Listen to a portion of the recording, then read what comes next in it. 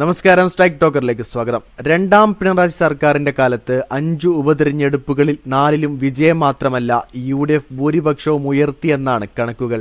2021 നിയമസഭാ തെരഞ്ഞെടുപ്പുമായി താരതമ്യം ചെയ്യുമ്പോഴാണ് ഈ വോട്ടുകയറ്റം ശ്രദ്ധേയം. ഉപതെരഞ്ഞെടുപ്പിൽ അവർ പരാജയം നുണഞ്ഞ ചേലക്കരയിലും എതിർ സ്ഥാനാർത്ഥിയുടെ ഭൂരിപക്ഷം കുറയ്ക്കുകയും ചെയ്തു. തൃക്കാക്കരയിൽ PT തോമസ് ഇടത് സ്വതന്ത്രൻ ഡോക്ടർ J ജേക്കബിനോട് 14,329 വോട്ടിനാണ് 2021 ജയിച്ചതെങ്കിൽ 2022 ജൂണിൽ നടന്ന ഉപതെരഞ്ഞെടുപ്പിൽ UDF സ്ഥാനാർത്ഥി ഉമാ തോമസ് 25,016 വോട്ട് മേൽക്കൈയിലാണ് ഇടത് സ്ഥാനാർത്ഥി ഡോക്ടർ ജോ ജോസഫിനെ തോൽപ്പിച്ചത്. 2021 പുതുപ്പള്ളിയിൽ LDFിലെ ജെക്സി തോമസിനെതിരെ ഉമ്മൻചാണ്ടി നേടിയത് 9,044 വോട്ടിന്റെ ഭൂരിപക്ഷമാണ്. എന്നാൽ 2023 സെപ്റ്റംബറിൽ നടന്ന ഉപതെരഞ്ഞെടുപ്പിൽ ജയിക്കിനെതിരെ ചാണ്ടി ഉമ്മൻ നേടിയത് 37,719 വോട്ടിന്റെ ഭൂരിപക്ഷം.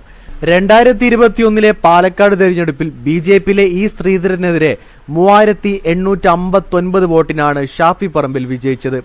ഇവിടെ 2023 നവംബറിൽ നടന്ന ഉപതെരഞ്ഞെടുപ്പിൽ BJP സ്ഥാനാർത്ഥി ശ്രീ കൃഷ്ണകുമാറിനെതിരെ രാഹുൽ മാങ്കൂട്ടത്തിൽ പരാജയപ്പെടുത്തിയത് 18,840 വോട്ടുകൾക്കും നിലമ്പൂരിൽ UDF സ്ഥാനാർത്ഥി V പ്രകാശിനെതിരെ അന്ന് ഇടത് സ്വതന്ത്രനായ PV അൻവർ ജയിച്ചത് 2,700 വോട്ടിനാണെങ്കിൽ ഇക്കുറി ആരാടൻ ഷൗക്കത്ത് M സ്വരാജിനെ മറികടന്നത് 11,077 വോട്ടിനാണ്.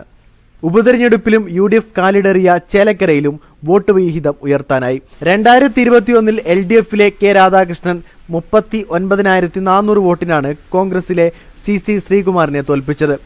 2024 നവംബറിൽ നടന്ന തെരഞ്ഞെടുപ്പിൽ UR പ്രദീപ് ചെങ്കോട്ട കാത്തെങ്കിലും ഭൂരിപക്ഷം 12,201 വോട്ടായി ഇടിഞ്ഞു. UDFിലെ രമ്യ ഹരിദാസ് ആയിരുന്നു എതിർ സ്ഥാനാർത്ഥി.